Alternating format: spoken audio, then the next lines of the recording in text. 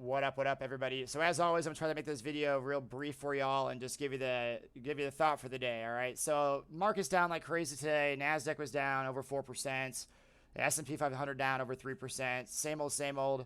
Yesterday, the Federal Reserve raised the interest rate 75 basis point. Market initially really liked it. It popped up nice. Market was up over 2% yesterday.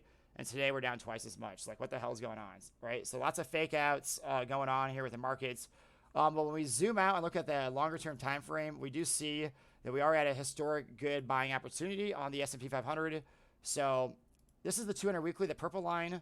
Back in 2011, we saw as supports. We held it and then kicked off it and moved up nicely.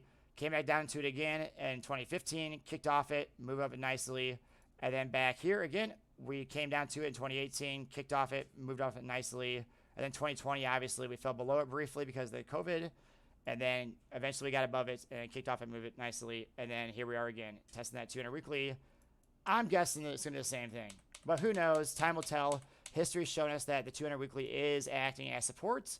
And it does also act as resistance. So when we break below it and then try to get above it, and we can't get above it, like right back here in 2010, that's been a sign that we're not ready to go into the next rally yet. Same thing here back in 2008.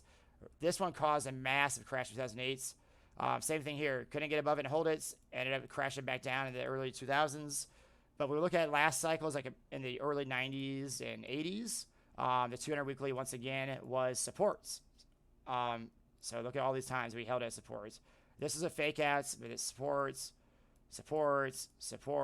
close, but no cigar. So watch the 200 weekly in the S&P 500. That's all I want to say for today. That level for you guys will be 3,500. Doesn't mean we need to come down to it, because there's a couple times we didn't come all the way down to it. We got close, but we didn't come all the way down to it, and it still acted as support multiple times, like right here in 94.